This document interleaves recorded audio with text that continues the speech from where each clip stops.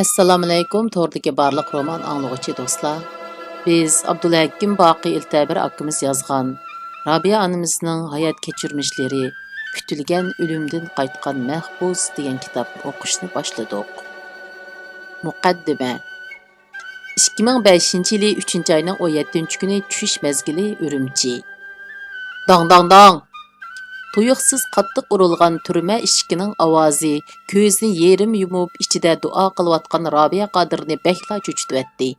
U beshini ko'tarib karvetidan qo'pqicha kamerning eshigi sharaqlab ichilib uchisiga qapqara kostyum burulka kiygan bir to'p kishini boshlab kamerga kirgan Gundupay xotin vaqirdi. "Mahkum Rabia, nars keraklaring tez yig'ishtirib biz bilan mang." "Rabia acha, aman bo'ling. Allah'a emanet Rabia xanim." Mahbus ayollar vaqirishadi. Uzun yil yotgan mahbuslar tulumu sagak keladi. Ular bir ishning shapsini to'ygandek yoki "Xaloyiq, guvoh bo'linglar, Rabia Qodirni apkityotidi" demoqchi bo'lgandek tomoqdan keyin kamerlarda yotganlarning hammasini hushyor bo'lishga chaqirdi. Turmada berilgan buyruq shartsiz va tez bija keltirilishi kerak. Bo'lmasa jinoyatchining ishi chatoq. Rabia Qodir kiyim-kechaklarini tez yig'ishtirayotganda qarab turgan qora kiyimli kishilarning birining pichirlashidan keyin Gundupay xotin yana vaqirdi. "Mahkum Rabia, bo'ldi qil, tez bo'l. O'zing bu yoqqa chiq." So'roqchilarning va Gundupaylarning kech-kunduz demay so'roqqa yoki ichi pushib qolsa, mazoq qilib gap so'rashqa, haydab chiqishlariga ko'nib qolgan Rabia kamerdan chiqib atrofga qarab hayron qoldi.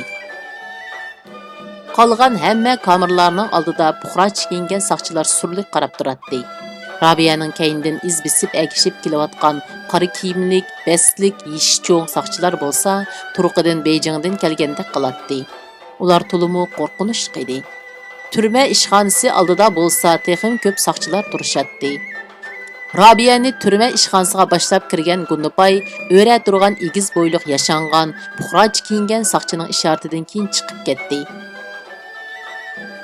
"Rabia Qodir, kiyimlaring silib tez yo'tkib ol. Biz sana yangi kiyim ilib keldik, yo'lga chiqamiz" dedi chiroyidan amaldor ishkanligi chiqib turgan hiliqi egiz bo'yliq, qo'pol, ammo yumshoqroq talaffuzda. Rabia Qodir 6 yildan buyon atilayotgan ismining oldidagi mahkum degan so'zning tushib qolganligiga alohida diqqat qildi-da, deriza tarafdagi ishkopning keyniga o'tib, uchisidagi oldi keyniga jinoyatchi degan xitoycha xat yozilgan kiyimini silib, ular bergan qora ko'k chopon bilan shimni kiyib oldi. U o'rindan turib, beshini ko'taribla sirtqa qarab cho'chib ketdi. Turma atrofi hisobsiz soqchilar bilan to'shib ketgan edi. 10 necha soqchi avtomobili o'tinimi uchirmay jiddiy holatda tayyor turadi. "Ilib menginglar, tez bo'linglar." Kimdir biri buyruq talaffuzda so'zildi. Ikki soqchi Rabiyaning yeniga keldida uning quliga taqoq soldi va bilikidan tutib sirtqa ilib mangdi. Rabiya nega ketayotganligini, nima uchun uni yolg'iz ilib mangganligini bilolmadi. U faqat tuyuqsiz o'limga buyurilgan jinoyatchilarningla shundoq jiddiy bir shaklda ilib ketilganligini biladi.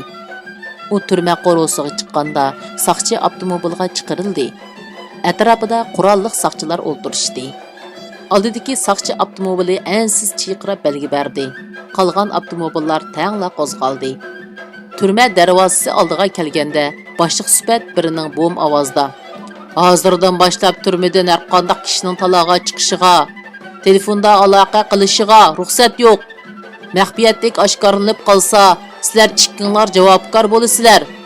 Qo'lingizdagi markazning yo'l yo'riqida bu narsalar aniq yozilgan" degan ovoz anglandi. "Xo'p rahbar, buyruq ijro qilindi. Hammaga kapolatlik qilamiz. Xotirjam bo'ling" deb javob berdi turma boshlig'i. Rabia bu so'zlardan o'zining turmadagi mahbuslardanla emas, balki soqchi Gundupaylardanmu maxfiy holda bir yerga ilib ketilayotganligini jazm qildi. Turma eshigi oldida soqchilar uning qo'lidagi taqoqni ilib qoldi. Yuzlarcha soqchi avtomobillarda qatorlashib yo'lga chiqdi.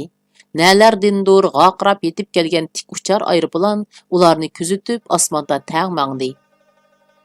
Alahazal yarim soatlardan keyin avtomobillar to'xtadi. Soqchilar Rabiyani yerga tushirib haydab ilib mangdi. Rabiya atrofiga nazar tashlab texmi qo'rqib ketdi. Bu joy Urumchi aerodromi edi. Hamma yerni surlik jimjitlik bosgan. Soqchilar atrofni qurshab turardi. Ular Robiyani kutib olish binosidagi hayvatlik bezalgan bir mehmonxonaga boshlab kirdi. Mehmonxonada 10 necha nafar Xitoy amaldorlari o'ra turishatdi. Robiya sepsilib qarab ularning birarsining o'zi tunuydigan yerlik amaldorlar emasligini his qildi. Qapoqlari turilgan bu amaldor Xitoylar Robiyaga xuddi qo'l ostidagi kotiblarga qaragandek diqqat bilan qarashga boshladi. "Mushu jeynakdek Uyg'ur xuddini ha?" debatdi oradan biri tishlarini g'uchurtib. Orqadanla ularning hammasi kaynib turgan 60 yoshlardagi bir amaldorga itoatmanlarcha talmirib qarab turishdi. Kafi rangli ko'zoynak taqib olgan bu amaldor ko'zni yumib olib, qo'ldagi tamakisini zarda bilan sho'ravatdi. Turqidan nihoyatimi cho'ng amaldordek ko'rinib turgan bu kishi qo'lidagi tamakisini yerga tashlab putining uchidan mijib dasivatida asta minib Robiya Qodirning yoniga keldi. "Jinoyatingning qanchalik ig'irlab ketganligini bilamsan? Eringning Jungoga to'lab tugatkusiz ziyon solganligini bilamsan? Xap. Sening bundoq cho'ng balo terib berdig'ingni bilgan bo'lsak, hey, markazning buyruqi." Baş ayıqı yo'q taputanlardan Robiya hech nimani tushunmadi.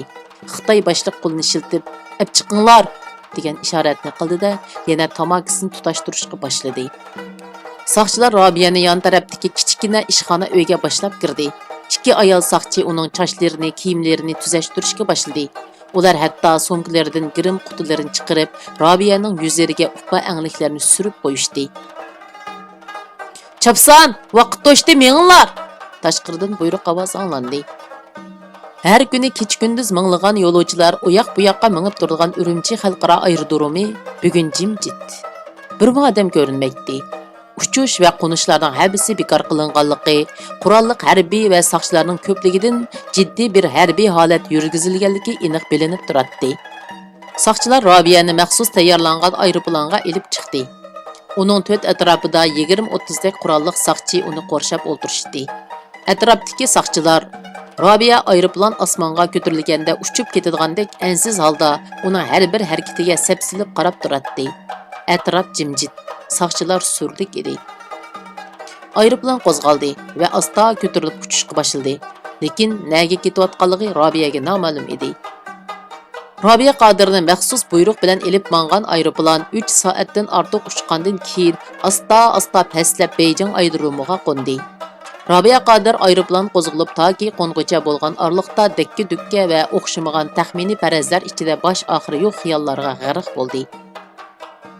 Bir insonga tikilib qarashqa, kulimsirab salomlashishqa va paranglashishqa ruxsat qilinmaydigan Urumchi, Liudavan, Bajaxu turmalarida 5 yil, 7 oy, 6 kun yetib, inson muomalasidan mahrum bo'lgan Robiya texi 3 kun ilgari turma ishxonasida Urumchidagi bolalari bilan ko'rishgan edi. Shu kuni soqchilar uningga xitoycha bo'lsa so'zlashga, bolalarining sovg'atlarini ilishga ruxsat qilgan. Hatto bolalariga issiq choy qo'yib bergan edi. Bugun yangi kiyimlarni kiygizdi. Mana endi Beijing kelib keldi. "Voy Xudoyim, erim Sidiq hoji bilan Washingtonda 5 bolam bilan didorlashdigan o'xshamamdiman. Ah Xudo, sana shukr qildim. Faryodimiz yetgan o'xshaydi." Robiya shularni xiyol qilib, boshqadan ruhlanishga boshladi. U aeroplan shotisidan tushganda atrofidagi soqchi avtomobillari bilan qorshab turgan qurolliq askar soqchilarni ko'rib, tuyuqsiz yana g'uduqdi. Robiya bilan billa kelgan Xitoy amaldor pastga tushib, oldiga chiqqan Xitoy amaldorlari bilan jiddiy va so'g'uq kayfiyatda salomlashgandan keyin Robiyani soqchi avtomobiliga silib, chetdagi bir binoga ilib keldi. Robiyani boshlab maxsus tayyorlangan keng egiz ishxonaga kirgan soqchilar yana bir boshliqning oldiga kelib Robiyani to'xtatdi. Bu yerdagilar Robiyani boshqacha saxta va sun'iy bir xo'shal kayfiyatda kutib oldi. Uni kresloda o'tirishga taklif qildi. Uningga xush puroqliq qiziq choy tutdi. O'zining diplomatiya ministerligidan kelganligini bildirgan bir nafar salobatlik amaldor Robiyaga oldirmay so'zib so'zlashga boshladi.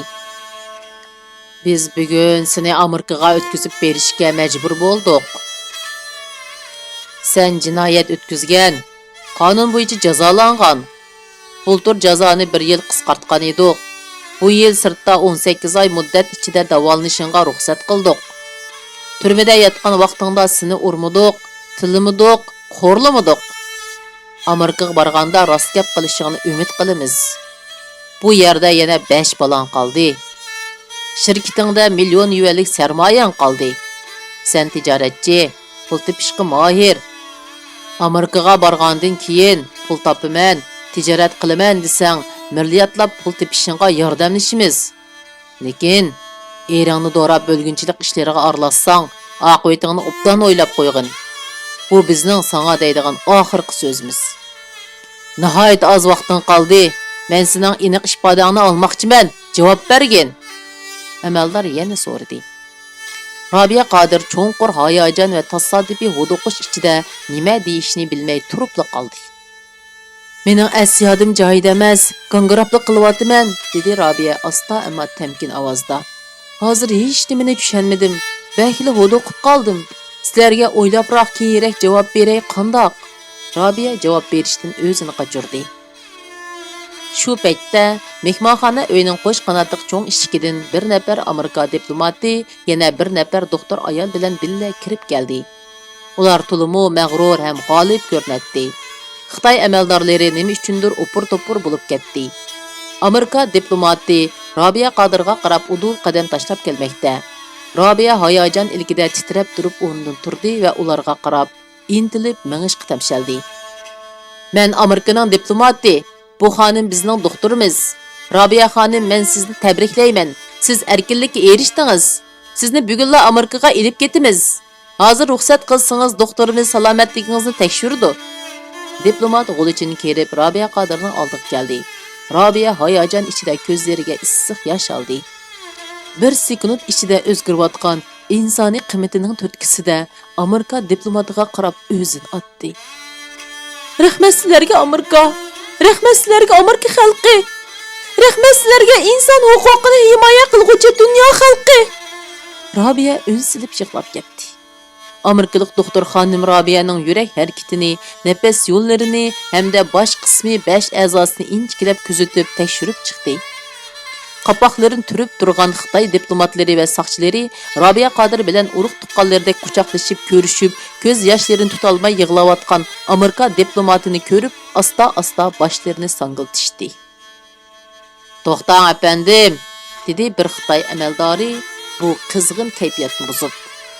"Robiyani sizlarga o'tkazib berdigan vaqt texi to'shmidi. Sizlar yana 15 minut saqlashinglar kerak." Xitoy amaldori Robiyaning bilikidan tortib, uni Xitoy soqchilarining to'pi ichiga akirib ketmoqchi bo'ldi. Ular shunday qilib bir o'sal holatdan qutulmoqchi bo'lganda qiladi. Amerika diplomati har qancha so'zlasimi oqmadi. "Kechiring Robiya xonim. Sizni yana 15 minut malol qilib qo'ydigan bo'ldik. 5 yildan ortiq kutdingiz. Endi oz ta'xir qiling. Bulardan biraqli qutulasiz", dedi yosh diplomat ravon Xitoy tilida. U Robiyani talishib tortib turgan qo'lini qo'yib etib, Xitoy amaldorlariga masxara aralash kulkisi bilan qarab qo'yib kayniga dojidi. Bu chaqda Robiya Xitoy diplomatlariga qarab, "Menimda ko'proq Xitoy puli bor, Amerika dollariga almashtirib bergan bo'lsanglar, aerodromda ro'moldek bir narsa ilib olgan bo'lsam", dedi. "Yo'q bo'lmaydi, bizning qorimiz yo'q", deb vaqirdi xilila cho'ng mansabdagi bir Xitoy amaldor qo'pollik bilan rad qilib. Bu so'zni anglagan Amerikalik yosh diplomat darhol yanchuqiga qo'lini silib, bir tutam Amerika dollarini chiqarib, Xitoy amaldorlarining oldida Robiyaga tanladi. "Xonim, buni yiling, xohlagancha shilting, bu shaxsiy pulim." U pulini berib sirtqa chiqib ketdi. Robiya xijolat aralash ko'ziga yosh oldi, hamda rad qilgan Xitoy amaldoriga cho'nqur uf tortib bir qarab qo'ydi. 15 minut vaqt. Atrof jimjit. Xitoy amaldorlari bu 15 minutni g'animat bilib Robiyaga so'zlamoqda. "Jungo qudratlik, chuqum hisob olamiz. Bo'lgunchilar, terrorchilar, yavash bo'l. Turmada bergan va'dangni unutma. Bo'lmasa bolalaring, sarmoyang." Xitoylarning gaplari Robiyaning quloqiga kiribmi qo'ymaydi. U faqat 15 minutning tezroq to'shishini o'ylaydi. Uni turib qo'rqinish bosatdi. Bular yeni bo'lsa ha. Robiya Qodirga 15 minut 15 yildek uzun tuyulib ketdi. Uning yuragi normal so'qish ritmini yo'qotgan edi. U har qitimliq yurak so'qishini xuddi Greenwich tam soatining jaranglagan qo'ng'iroq ovozidek uchuq his qilishga boshladi. 3 minut qoldi. Asta pichirildi orqadagi bir Xitoy. Ular Robiya Qodirni sirtqa ilib chiqib, avtomobilga o'ltirg'izdi. Hamda qatma-qat askarlar qorshab turgan Amerika aeroplanining palampiyi yinida kutib turgan Amerika diplomatlarining oldiga akilib, ularga topshirib berdi. Amerikaning Xitoydagi bosh elchisi o'zini tunishtirib bo'lib, Robiya bilan quchoqlashib ko'rishdi. Ular Robiyani oraga ilib, qo'llaridan, bilaklaridan tutqunicha avaylab aeroplan palampiyiga qadam tashladi. Orqasidan tang chiqqan Xitoy soqchilari rasmiyatlarni bejirib, imzo atqizib pastga tushib ketdi. Aradan uzun o'tmasdan Robiya Qodir Amerika Tashqi ishlar ministrligidan maxsus belgilangan Richard Apandi qatorliq diplomatlarning hamrohligida Amerika havo yo'llarining aeroplani bilan yo'lga chiqdi. 2005-yili 3-oyning 17-kuni Washington vaqti soat 5. Amerikaning poytaxtiga yaqin Virginia shtatining Vena metro stansiyasining yonidagi egiz binoning birinchi qavatida o'ltirishliq Sidiqoji Rozi va uning 5 farzandi oqshomdan beri kirpik qoqmadi. To'g'risi 3 kundan buyon tuzuk tomoq yemadi. Ko'zini yummadi. Ularning rasmiy uqtirishqimi ishongusi kelmay, aeroplanning osmonga ko'tarilishini kutib o'tirganiga 5 soat bo'ldi. Beijingdagi Amerika elchixonasining telefoni jiringladi. Biz havoga ko'tarildik, yo'lga chiqdik. Elchixonadagilarmi Xitoyning har bir minutda yenevilishidan, o'zgarib qilishidan ansirab, oxirgi sekundlargacha xabarlashib turgaydi. Ularning ko'nglimi endi o'rniga tushgaydi. Washingtondagi Tashqi ishlar ministrligining telefoni jiringladi. Robiya Qodir yo'lga chiqdi, salomatligi normal. Oq saroyning, parlamentning, kengash palatasining telefonlari jiringladi. Robiya Qodir yo'lga chiqdi, aeroplan havoga ko'tarildi. Sidiqojining uyining telefoni jiringladi. Sidiqoji apandi, aeroplan qo'zg'aldi. Robiya yo'lda. Bir necha minutdan keyin telefonni sizga ulab beramiz. Ko'rishishga tayyorlaning. Amerikadagi, dunyoning har qaysi joylaridagi Uyg'urlarning telefonlari jiringladi. Sahar soat 5 da bomdoddan keyin hamma shukron namoziga tutish qildi. Washingtondan dunyoga Uyg'urcha anglatish berayotgan Erkin Osiyo radiosining to'lqinlarida Robiya Qodirning hayajonli tunji ovozi anglandi. Assalom qarindoshlarim, men hurlikka chiqdim, lekin millatim. Birinchi bo'lim o'smirlik davri. Tavakkul safar. Robiya Qodirning dadisi Qodirjon Kenjining ota-bovalari aslida xotinlik bo'lib, talay yillar ilgari iliga kelib, G'ulja qora do'nga makonlashgan. Qodirjon Kenji G'uljida tug'ilgan. U Quromiga yetganda Qashqar makitlik do'lan qizi Tojinisaxon Savut bilan uylangan. Kichikdan tortib etiz eriq ishlari, mol varam beqish, yung tera tijorati, tomchilik, oshchilik degandek hunar kasblarda pishqan Zaraq Qodirjon jamoat so'rinlaridagi parangchilarning eg'izdan nurg'un tavakkulchilarning boylik koni Oltoyga berib, oltin qezib boy bo'lib ketganligi haqidagi so'z cho'chaklari to'la anglab qiziqib qoldi. Hatto yaqin bir og'inisining Oltoyga ketib bir yoz ishlab O'rusning konyak butulkasida liq bir butulka kepak oltin tepib kelganligini o'z ko'zi bilan ko'rib, Oltoyga berib oltin kon ichish havasida o'ylanadigan bo'lib qoldi. Uzun o'tmay oilasini va urug' tuqqanlarini ilib Oltoyga qarab yo'lga chiqdi. Tadbirlik Qodirjon Oltoyga kelib kichikina bir necha eg'iz uyni ijaraga elib joylashib olgandan keyin darhol bozorni kuzatib, oshxona ichib, mazzilik polo, manta, lag'mallari bilan Oltoy shahrida tunji oshxonaning ustisi bo'lib qoldi. Arqadilla navoyxona ichib nonga zor bo'lib ketgan qanchalarni issiq tunur nini bilan ta'minlashga boshladi. Qodirjon bu yerga kelibla oltin kon ochgan boyvachchilarning, yuzlagan ishlamchi Uyg'ur yoshlarining, bozorlik uchun tog'dan tushgan qozoq molchilarining, shuningdek shahar ichida o'ltiraqlashgan aholilarning eng jiddiy ehtiyoji osh-non, satrashxona, moncha ekanligini, aslida oltinning dal mushu ko'chada uchib yurganligini bayqadida, tez harakatlanib shahar markazidan keng yer setib olib, tijorat va o'ltiraq uy qurilishini boshlabdi. U qisqa vaqt ichida bir yurish mulozimat do'konlarini orqa-orqadan puturib ishga kirishtirdi. Qodirjon boshqarayotgan oppoq xalat va maska taqilgan 16 satrash ishlaydigan satrashxona, 40 kishilik ayollarning ayrim zamonaviy parmonchisi, 10 necha üstellik Uyg'ur taomlari oshxonasi hamda butun shahar xalqini atdiganda issiq non bilan ta'minlaydigan navoiyxonasi Oltay shahri aholilarini suyundirdi. Hamma kishi xushalligidan. Oltayliklarning amdi g'imi qolmadi. Yetimchilarning beshini silaydigan egis bor bo'ldi, deysa, ba'zilari chaqchaq qilib, qish va yoz ishlab topgan oltinlarimiz Qodirjonning yonchuqiga udul to'kildigan bo'ldi, deb kulishdi. Qodirjon va ayoli Tojinsaxon ishchan, mehmondo'st va o'yinchi edi. Ular nasllik aloqalidan oltinni setib oldi. 2 oq at qo'shilgan harva hamda isil yo'rg'a atdan 2ni setib oldi. Ko'rkam va haybatlik bo'ri itlardan bir munchini tarbiyalab yetishtirdi. Ular atiyazda atqa minib itlarni agashtirib o'g'ga chiqatdi. Tunush bilishlerini yig'ib, ovdan akelgan o'ljilari bilan No'ruz chiyi beratdi. Yazları yayloqlarda qimiz chiyiga, kuzlari o'g'liq baygilariga, qishda ko'ngillik mashrablarga qatnashatdi.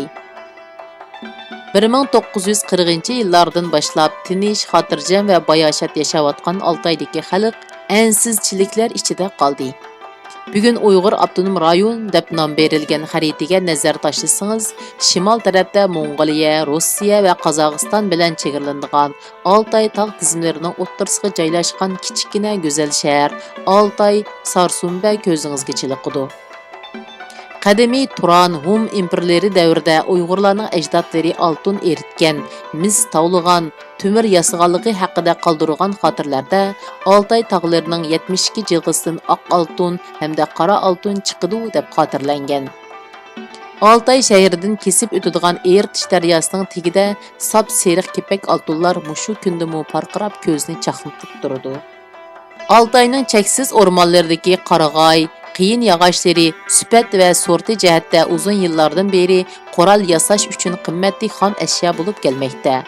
Oltayning oliy nasllik ot qo'ylari, donglik beliqlari, yovvoyi hayvonlari, shuningdek dunyoning tangdishi yo'q go'zal manzaralari hamma kishini o'ziga jalb qilib kelgan.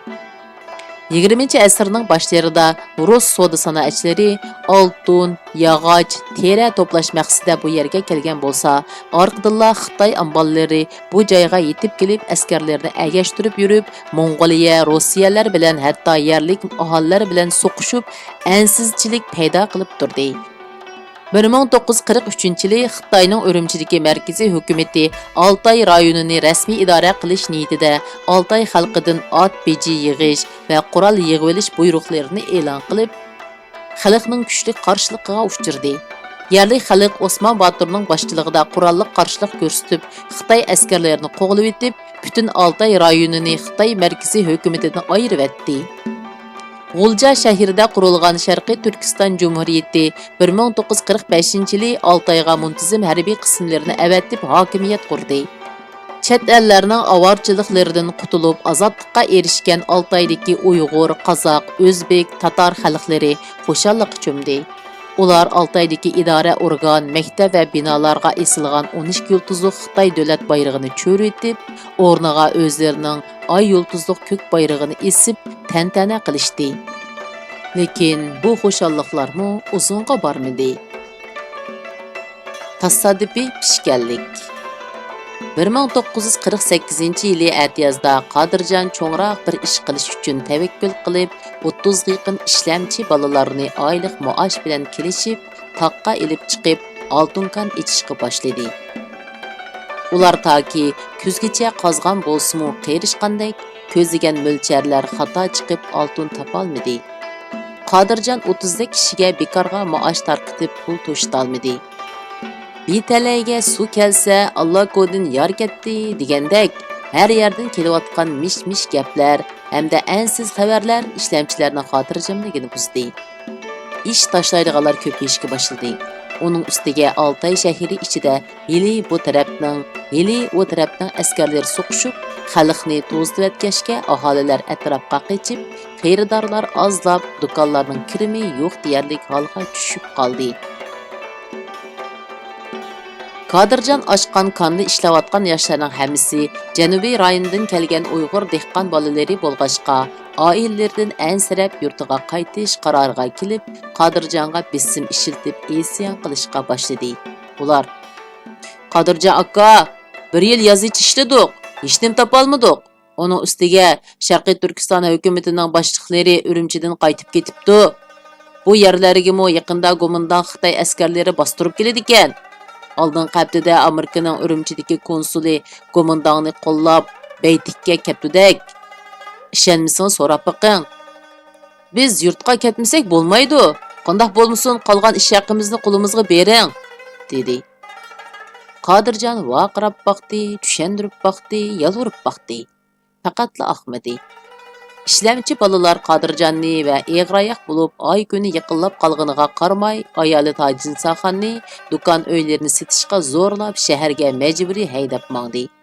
Hamma kishi chidir kapilarni chuvib otlarga ortib yo'lga chiqdi. Oltay shahriga 5-6 chaqirim yo'l qolganda tong otdi. Hammaylar to'xtab bomdod namoziga tutish qildi. Namozdan keyin imomatchilik qilgan Qadirjon duoga qo'l ko'tarib Allohga nido qildi. Ey ulug' Parvardigorim, nima gunoh qilgan bo'lg'aydim? Buncha xo'rliq tatqili. O'zing qutqazg'uchisan. Oq ko'ngil bandalaringni o'z panohingda saqlag'aysan. Amin. Tuyuqsiz havo guldirdi, chaqmoq chaqdi. Yiroq-yiroqlardan guldirilgan akiz sadolar yangrashqa boshladi. Qadirjonning ikkinchi qizi yugurib kelib vaqirdi. Dada! Dada! Oppa bo'shandi! Xosiyatlik bovoq. 1948-yil 11-oyning 14-kuni tong saharda Oltay shahridan 5-6 chaqirim yiroqlikdagi tog' bag'rida bir Uyg'ur qizi dunyoga keldi. Yo'qsizlik hijolati ichida insoniy g'ururi xo'rlanib, nima qilishni bilmay ich-ichidan hasratlanayotgan Qadirjon dunyoga ko'z ochgan qizning xo'shalligida hamon untidi. Yo'l bo'yi to'lg'oq azobidan va tug'ut vahimasidan qiynalib chiroyda qon qolmagan Tojinsaxon vaqtsiz bir chog' hamda qulaysiz bir paytda yengib qolgan uchun xijilchilik ichida o'ksib yig'layotganda oshpaz ayolning qo'lidagi ingalab yig'layotgan farzandini ko'rib, yig'isini to'xtatib kulimsirashga boshladi. Tojinsaxonning bo'shanganligini anglagan ishlamchilar dastlab nima qilishni bilmay gangirab turib qolgan bo'lsa, bovoqning zil yig'a ovozini anglashi bilanla yurak bag'rilari bo'shab ketdi. Ular adovat o'chmanliklarini unutib, "Muborak bo'lsin Qadirjon ustam!" deb tovlashdi. Qapoqlari turilgan yoshlarning chiroyiga kulka yugurdi. Ular go'yo o'zlarining onasi yoki xotini yengigandek shodlik cho'mdi. İşlemci balalar bu halda yo'lga chiqil bo'lmaydiganligini pamlab, darhol harakatlanib, chuvib etgan chidirlarni qayta tikishga boshladi. O'tin terib kelib gulxon yoqdi. Choyga, tomoqqa tutish qildi. Bu vaqt xuddi xotirjamlikning elchisidek barcha ko'ngillardagi g'am, qayg'u, g'ashliklarni ko'tarib etdi. Bu vaqt xuddi bayoshatchiliklarning bishoratidek hamma kishini atdiganlik nashtaga yugurtib etdi. Bu vaqt xuddi bir omadning ishoratida kutilmagan yerda, tasodifiy paytda, ammo bomdod namozdan keyin duo bilan dunyoga keldi. Bu vaqtning xosiyati choydan keyin ma'lum bo'ldi. Yoshlar tushma-tushdan harakatlanib kelib, go'sht, sabzi, yong'yu va piyozlar bilan o'qishtirib qo'rdoq qildi. Sutlik choy tayyorladi. Ko'pchilik chimliqda bir dasturxon atrofida cho'rdishib, nashta qilishdi.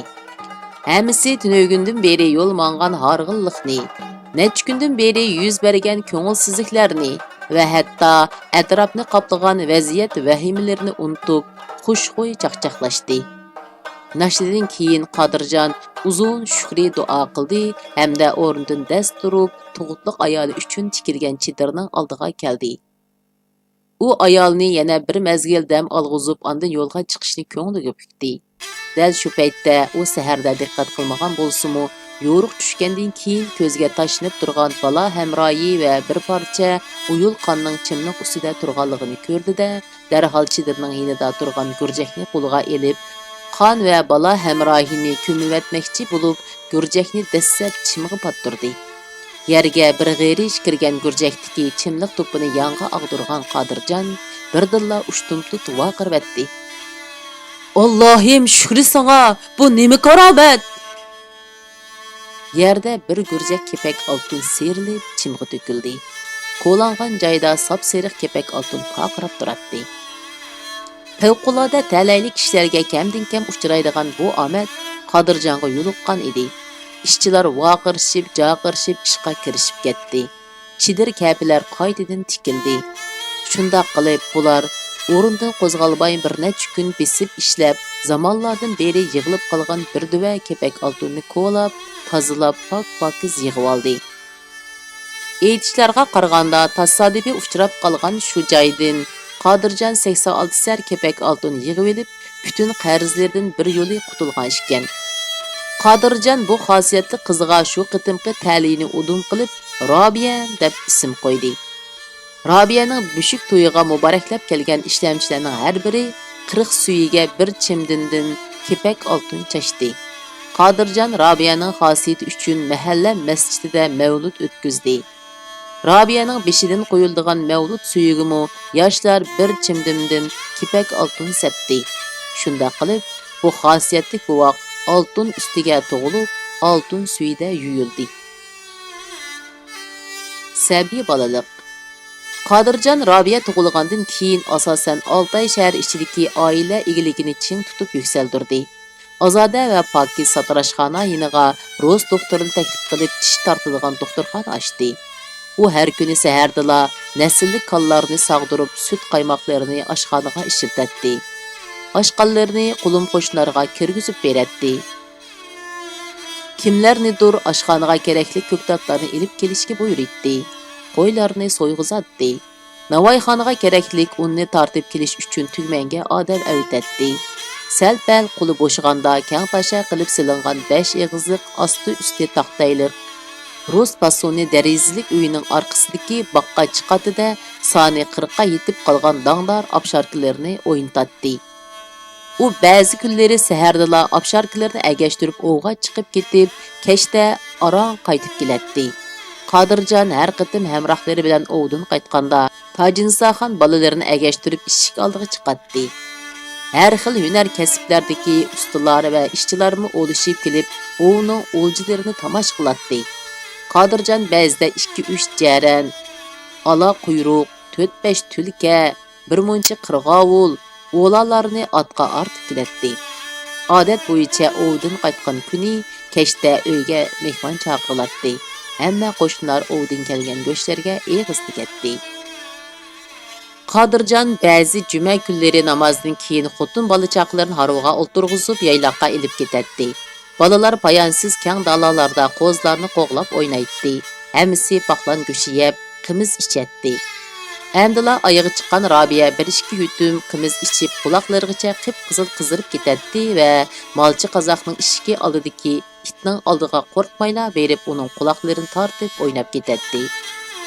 Tojinsaxon qish kunlari iyiq terisidan tikilgan kamchat yaqiliq uzun paltosini kiyib, bolalariga iyiq terisidan tikilgan oyoq hamda Rusning bobruq paltolarini kiydirib, obsharka itlarni chaniga qitib, kang dalaga ilib chiqib chanida teyilib o'ynaydi. Balalarning oyoqlariga ruslar yasagan apchil kichik chanqalarni tingib berib, qorda tiyildirib o'ynatdi. Yoz kunlarida bo'lsa, Ertis daryosining kang yeyilib oqadigan eqinida balalarni suvga cho'mildiradi. Robiya beliga keladigan suzuk eqin suvni chachirtib, yugurib yurib, kepak oltin aralash qumlarni siqimlab ilib, yana suvga chichib o'ynashni yaxshi ko'radi. U ba'zida eqin suvda laylab kelgan belikidek yo'g'on beliqlarni tutib olib, beliq silkinganda tang dumilab, qo'yvatmay mahkam tutib oladi. Atiyaz faslida Altayning ikki hindiki tog' bag'ri ajoyib go'zal manzarani paydo qiladi. Yeşil vadilarda yava modengül, leyli qazaq, yava alma çiçigi qatarlıq, rəngdar gül çiçekler biroqla içilib ketadi. Köp-kök asman, yap yeşil zimin, rəngdar güller qo'shilib, tabiatning tasvirligisiz go'zal rəngdar gilimini hosil qiladi. Kichkina Robiya bir kuni atdiganda uyg'onib o'rnidan turibla, deriza oldiga kelib tog' bag'ridagi rang-rang çiçeklarni ko'rsatib, shu yerga boraman deb turib oldi. Apsi uning ko'nglini qiyolmay choydan keyin ochilari bilan billa ularni kang dalaga elib chiqdi. Qizlar bas-bas bilan modangullarni terib, chiroyli guldastlarni yasab o'ynadi. Balalar yugurishib yurib, o'zining bo'yidan egiz gul giyohlarning, qoraylarning orasida ba'zida paydo bo'lib, ba'zida yo'qib ketadi. Faqat gul shoxlarining shildirlab midirlashidilla balalarning nadligini bilib olg'il bo'ladi. Tojinsaxon bilan chiqqan qo'shnisi Ayvixon bilan bir oz muңdishib paranga tushib ketib, 5-10 minut vaqtning o'tib ketganini tuymay qoldi. Bir chaqda beshini ko'tarib bolalarning bekla uzab ketganligini ko'rdi-da, ularni chaqirib olmoqchi bo'lib tovladi. Bir chaqda Tojinsaxonning 2 bolasi bilan Ayvixonning 2 bolasi yetib keldi. Әмділа 2 yaşdan aşqan Rabiya bolsa ko'rinmaydi. Ular hammasi ansirab tovlashdi. Atrofga qarab yugurishdi. Rabiya hech yerda yo'q edi. Arada natijasiz o'tib ketgan 2-3 minut vaqt Tojinsaxonni bekla hodiqtirib qo'ydi. Ularni tog' bag'riga ilib kelgan Harvikesh bir ovoz chaqirma yiroqlikdagi yo'l bo'yida harvoyinida o'ltiratdi. Tojinsaxon Harvikeshga "Robiyani topolmadik! Chopsan kelsizlar!" deb vaqirdi. Harvikesh ovozini anglabla yinida qulqini din qilib atrofga qarab turgan obsharka itni ishorat bilan haydidi va orqadanla o'zimi bu yoqqa qarab yugurishga boshladi. Obsharka o'qdak etilib kelib birdamla Tojinsaxonning qishida paydo bo'ldi. It uning ansiz chiroyidan va "Robiya, Robiya!" deb to'lg'an ovozdan nima ish bo'lganligini tushungandek, qolgan bolalarga bir qo'r ko'z yugurtib o'tib, tog' bag'rini bo'ylab ushqandek chepib ketdi.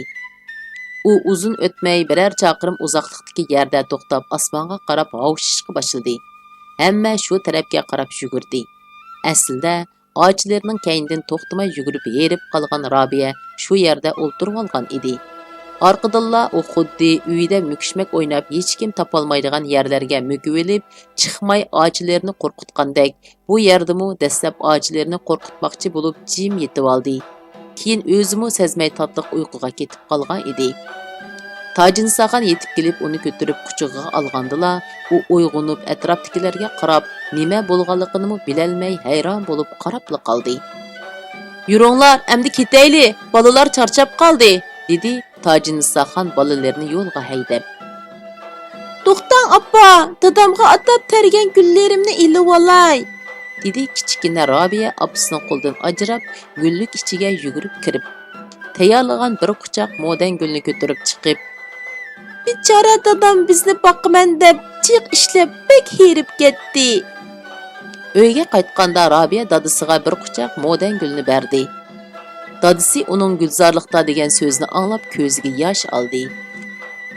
Shuningdan e'tiboran Robiya har kuni atdiganda o'rnidan turib tog' bag'ridagi ashu gulzorlikni ko'rsatib, boraman deb turib oldigan va pat-pat berib o'ynab keldigan bo'ldi.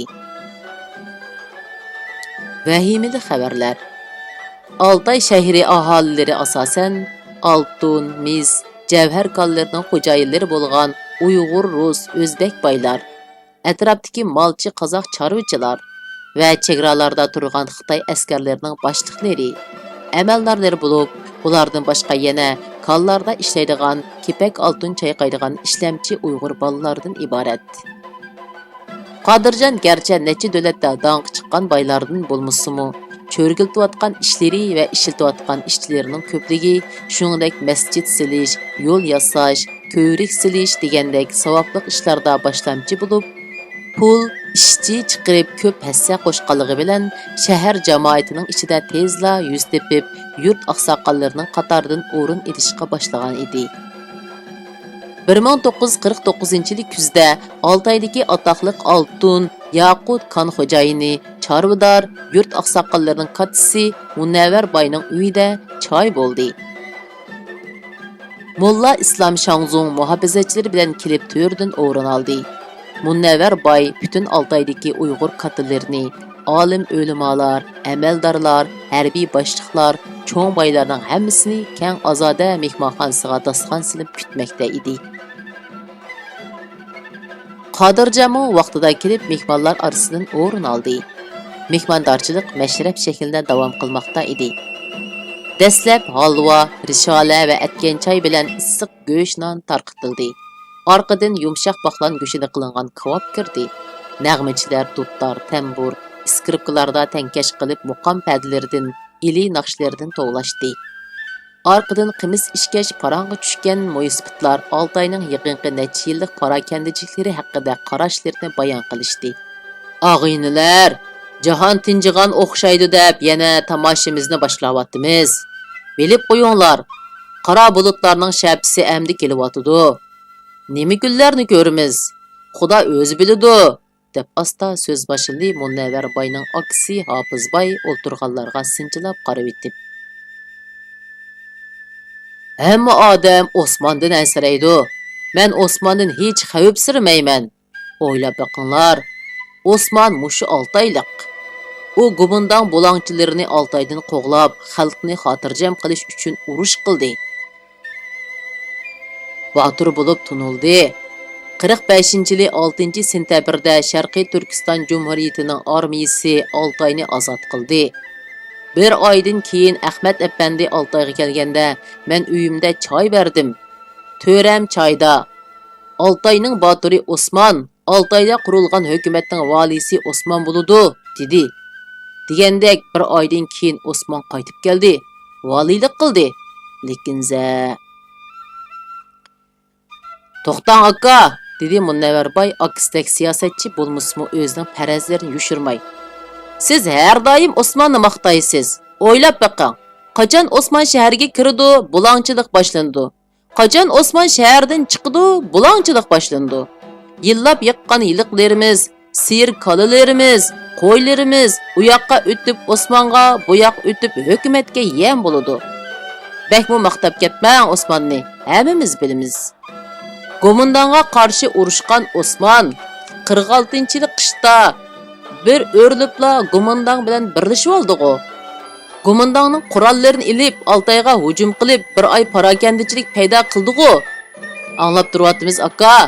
Bultir yozda Osmon Batur, Latif, Mo'minboy qatorliq 100 palvonlari bilan billa Gomundangning qo'mondoni So'ng Shilanning taklifi bilan Urumchiga berib, Shimigoga tushgan qipti. Bug'ra, Jonimxon, Solis, xodivonlar 10 kungacha ziyofat berib, "Yashsin Osmon" degan sadolar ichida uni mast qilib yutibdi. Osmon shu qitim o'g'li Shirdimonni Xitoyning Nanjingdagi qurultiyiga avitibdi. Alanvongdan anglashimizcha, Osmon Urumchidagi Amerikaning bosh konsuli Pokiston hamda muavini Maknan bilan ko'rishib, Yaponga atgan atom bombasidan berishni so'rabdi-dek. Yoshlarni Amerikaga o'qishga avitadigan bo'lib kelishibdi-dek. Mushu vafosiz o'ristongo Amerika degani men yaxshi jumo. Tarixni eslab baqili og'inlar, dedi Urumchi bilan Oltoy orasida kepak oltin sodisi qildigan Abdulmejid boy so'zga aralashib. Men Urumchidagi vaqtimda Turkiyada o'qib kelgan katta ziyoli Qurbon Xudoy bilan do'st bo'lib ko'p sirdashdim. Jiq narsalarni o'rgandim. Bir bütün Türkistonni Chorvasiya besib bilib, parchalab ikki qilib qo'ydi. Biz shuning bilan Sharqiy Turkiston bo'lib qoldik. Stalinmi qolg'inni bilib 7-8 parcha qilib etdi. Mana endi qaranglar. Töramni ilib ketibdi-dek. Ata ugun biznimi sotdi bu o'rislar. Qarab turinglar. To'g'ri deysan, dedi Hofizboy ovozini yuqori ko'tarib. Mana Sharqiy Turkiston hukumati armiyasi o'risning qildi bo'lg'ashqa, 6 oydimi o'rislar zo'rlik qilg'il turdi.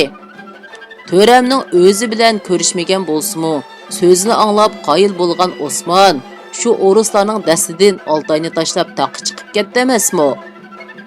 Seriq it, qori it, hammasi g'aljir it, debdi-dek Urumchidagi Damulla Abdul Aziz Mahsum uyida Ahmad Efendi bilan ko'rishganda, dedi bir yung teri sodigiri oraga so'z qistirib. Mehmonlarning qo'liga suv berildi. Mulozimatchi yoshlar ko'p-ko'k ranglik o'rus tavoqlarida tay go'shida qilingan narin oshni ko'tarib kirib, mehmonlarning oldiga qo'yishdi. Hamma kishi adab bilan Hofizboyning taomga eg'iz tegishini kutib takkallub qilishdi.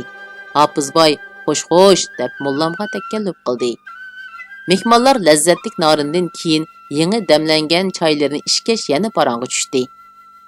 "Qovonning yo'g'ini amdi kelyotdi xaloyiq", dedi Peterburgda do'kon ochgan Silimboy so'zi kam qiziqarli qilib so'z boshlab. "Oldin qabdida Stalinning Pradasida bir xabar o'qib qoldim. Stalinning Xitoydagi shogirdi mavzuning degini Lanjoni ishg'ol qilgan Pingdixoy degan qo'mondoniga to'xtamay olg'a ilgirlanglar. Armiyamiz Urumchini ishg'ol qilsin" deb buyruq beribdi. "Hey, kommunist degan Kemnimus demedimmi? Stalin hammani sotadi. Toshkent, Bishkek, Olma-Otalardagi qarindoshlarimiz nima kunlarni ko'rgan bo'lsa, endi bizningmi shularda ko'rganimiz bor o'xshaydi. Bu Xitoy kommunistlari yalangtoshlarni yo'laymish. Boyning milini, yerini bo'laymish deydi rostmi? Gomindang deganimi, Gongsandang deganimi baribir bir Xitoy. Yeyman, ichiman, bo'layman, talayman deb kelmasa, ne bor xalqning yurtida? Stalin bo'lganda bu yerga qochgan to'q. Endi bu haq kelsa, kim qocharmiz? Dedi bir o'zbek boy zo'rg'a kulib. Sen bilan bizg'u idishqa qochilab, ko'mib qo'yib qocharmiz. Xudo buyurgan yerlarga. Mau Qodirjon do'konlari bilan 40 obsharkisini nagam yig'ishtirar. Mening bishim qaytyotidi. Kimdir birining chaqchig'i bilan Qodirjon o'z ichida ansirab qoldi. Nag'malar, bazmlar uning quloqiga kirmadi. Nemishqidir uning ichidan qo'rqinchliq va vahimalik bir tuyg'u teshig'a tepishga boshladi. G'am yemas yurt oqsoqollarining kulki chaqchaqlari bilan oyoqlashgan bu ma'raka Qodirjon uchun ko'ngillik boshlangan bo'lsa-mu, oxirida ansizchilik bilan oxirlashdi. Qodirjonning sheriki 1950-yilning atiyaz fasligacha ansiz xabarlar bilan xotirjam kunlar orlashib o'taverdi. El ichida Sharqiy Turkiston Jumhuriyati hukumati ruslar bilan do'st, Xitoy kommunistlari Stalin bilan yaqin, har holda qirg'inchilik bo'lmas degan qiyoslar asosiy iqimga aylandi. Chunki Urumchiga kelgan Xitoy armiyasining qo'mondoni Wang Jin G'uljiga borganida cho'ng yig'ilishda xalq olam oldida biz qo'mondan qoldiq kuchlarni talto'kis tozlab bo'lib, bir necha yil ichida qaytib ketamiz, debdi-dek. Uning so'zi Sharqiy Turkiston hukumatining gazetlariga mo bisilganmish. Qodirjonning oy kunlari o'xshash o'taverdi. Uzun o'tmay kommunist Xitoyning askarlari Oltoyga keldi. Sharqiy Turkiston Jumhuriyatining pirashkilik shapka, pagulluq palto, gilab shim va qora o'tik kiygan qop-qora burutliq hayvatlik askarlari Oltoy aholilarini boshlab chiqib, ko'cha eg'izda ularni kutib oldi. Üstü bir zit bilan yepilgan 10 necha Urus avtomobilda qisilishib o'tirgan kommunist askarlarining beshidagi quliqi sanglab turgan latta quloqchisi, o'ngi biringa qolmagan sarg'osh paxtaliq chapallari, shuningdek qochoqlarda sanglab turgan paytimlari qo'shilib, ularni Gomindang cheriklaridimi abga ko'rsatdi. Cumhuriyet armiyasining ofitser soldatlari meqida kulishib ularni zanglik qilishatdi. Hükümet əməldari bo'lib tayinlangan Xitoylarmı, askarlarmı haqiqatan yavaş ko'rinadi. Ular ko'chalarga oz chiqatdi. Aholilar bilan do'qurishib qolsa, bekardilla yejib yo'l bo'shatdi. Boshlarini to'xtamay lingshatdi. Keyincha kishilar ularning idora qo'rovlarida, maktab maydonlarida qor tozlayotganligini uchratdi. Havo isishga boshlaganda bo'lsa, Xitoy askarlari kollektiv holda yo'l yasashga boshladi. Qodirjon bir kuni choyda o'tirib xotini Tojinsaxonga qarab, "Kelmasda ajabmi qo'rqitgan edi bu nimalarning hayvisi. Qaraganda bekla avorg'u bular. Ancha qo'rqib ketmasakmi bo'lg'idek", dedi. "Bizning muallim ko'tak haruda oldirmay to'shqan oladigan Xitoylar keldi, deydi dada. Har holda diqqat qilayli", dedi Qodirjonning so'zini anglab turgan cho'ng qizi gapga aralashib. Rabiya 4 yoshga kirgan yili milliy armiyaning jangchilari ozlab, Xitoy askarlari ko'payib ketdi. Idoralardimi kona harbiy kiyim kiyib olgan, yeniga tapancha esib olgan Xitoy amaldorlari jixlab ketdi.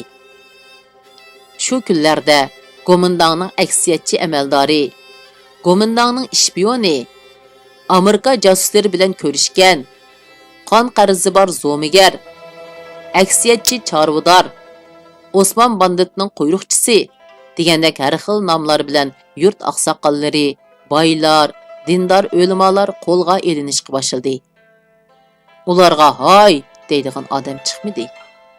1951-yili 5-oyning 2-kuni Xitoy askarlari qo'mondoni Wang Jinning buyrug'i bilan Osman Boturni Urumchida etib tashladi. Shuning bilan birga Uyg'urlarning atoqliq ziyolilaridan Qurbon Xudoy, Chingiz Damullamdek bir muncha kishini o'limga buyurdi. Xitoy amaldorlari va harbiylar 6 oyda 5-10 kunda bir dugidek xalqni kichik maydonga yig'ib, birsini bog'lab ilib kelib, bir nimalar deb to'lab, tog' bag'riga opirib etib tashlaydi. Texmo ajabnarligi Xitoylar bu hukmlarni o'qiganda Sharqiy Turkiston Jumhuriyatining Uyg'ur qozoq amaldorlari, ofitser jangchilari yanida o'ngib totirib qarab turadi. Hech kim hech nim deyolmaydi. Uyg'ur askarlarining oy yulduzliq Kagar pagullarimi Xitoylarninkiga almashtirib etilgan edi. Qo'rqinch, vahima endi boshlandi. Ana shundaq vahim qoplagan kunlarning birida Qodirjonning ishxonasiga askarcha kiyingan bir Xitoy kelib, noyalik hukumat so'z san'at boshqarma boshlig'i Jangning uni chaqirganligini uqtirdi. Qodirjonni surbisish boshladi. Bir muncha kishilar ana shundaq shaklda chaqirtilib yo'qolib ketgan. Turmlarga sulangan yoki o'limga hukm qilingan edi.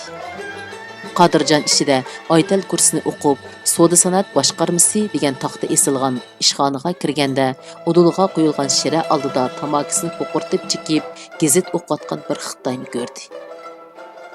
Bir putini o'zi o'ltirgan o'rindiqqa tizlab qo'yib olib, ishtinning pushqig'ini turib qo'yib, pochiqin tatilab o'tirgan bu Xitoy ilgari bir qancha qitim do'kon tarafga kimlarnidir boshlab borgan. Qodirjon bilan tanishgan kishi edi. Shunga Qodirjon bekmi huduqib ketmadi.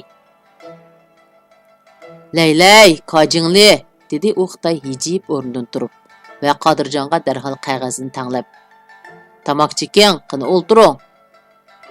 Qodirjon chiroyidan shumliq yig'ib turgan bu Xitoyning kulkisiga parvo qilmay, o'rindiqqa o'ltirib olib, uningga tikildi va o'ylanib qoldi. Ajiba, bu Qodirjon deyolmay, kojingli dedimi nima? Yo'q, jingli degini hukumat shirkatlarining amaldorining etiqo deyman. Apla. Ularning amdi mening do'konlarimga ko'z tushibdi-da. Amaldor Xitoy Qodirjonga, "Men Xitoycha bilmayman" deginiga qo'ymay, "Sen bilsan, tushunsan" deb ichida bo'lsa, "Bilsan, bilmasan, baribir" degandek nazar bilan yolg'on kulib turib, partiyasining, armiyasining siyosatlarini, Xitoyning, Tibetning va bu yerning vaziyatlarini uzoq tushundirdi. Zo'migarlarni bostirish, aksi inqilobchilarni yo'qotish degandek po'piza gaplarni bir muncha qilgandan keyin oxirida daftarini ochdi va sinchilab bir qo'r qarab etib,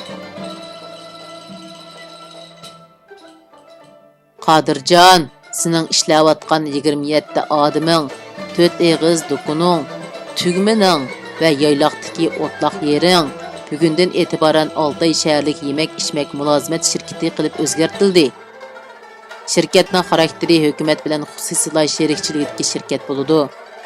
Oltay Soda san'at idorasi partkomi seni jingli qilib tayinladi. Seni tabriklayman", dedi mug'ambirlarcha kulib qo'lini so'zib. Qodirjon zo'riga qo'l ilishib ko'rishdi-yu, hukumatning yerlik boylarning mol mulkini o'sha xil shaklda tortib olganligini Urumchidan kelgan savdogarlardan anglaganligi uchun bek hayron qolmadi. Chunki uning oldida hukumat yoki hukumat hisobida qarab turgan bu Xitoy, "Qodirjon, sen qo'lga ilinding" debla uni so'ltib etib, hamma narsasini tortib olsa-mu hech nima deyolmaydi. Elchisini boshlab Monchida pul yig'idan ishqa bir Xitoy tatay o'rinlashtirildi. Atrofdagi Xitoy askarlarining birining xotini bo'lgan bu tatay, garchi xat bilmasmi, o'z ko'tirib kelgan talonlarining bo'sh yeriga pulning sonini jijilab yozishni biladi. Qodirjon gap qilmagandan keyin oshxonaga yana bir tatay keldi. Umu tomoq pulini yig'atdi. Navoiyxonning kundalik kirimini uningga topshirish uqtirildi. Kundalik tapovatni tataylar Udul bankiga ilib ketadi. Qodirjon bir hisobda har kuni kassani sanaydigan mushkul ishdan qutulgandek bo'ldi. Bir oydan keyin tataylar Qodir jingliga oylik maoshini akirib topshirib, qo'l qo'yg'izib chiqib ketdi. Qodirjon qo'lidagi 87 yuan pulga qarab, nima deyishni bilmay dong qetib turib qoldi. Bu bir oylik maosh uning do'konlaridan bir kunda kiradigan pulning 10dan biriga yetmaydi. "Mening edi, sening bo'ldi, so'rvedim, do'ra bo'ldi" degan gap mushkanda deb o'yladi Qodirjon ichida. Shunda qilib Qodirjon xotini, 6 bolasi va 40 itidan boshqa barliq ta'alluqotiga G'o'sandon otliq bir sherik deb oldi. Bugün o'qishimiz mush yergacha bo'ldi. Davomini kelar qatim o'qiymiz. Xayr, xo'sh, Allohga omonat.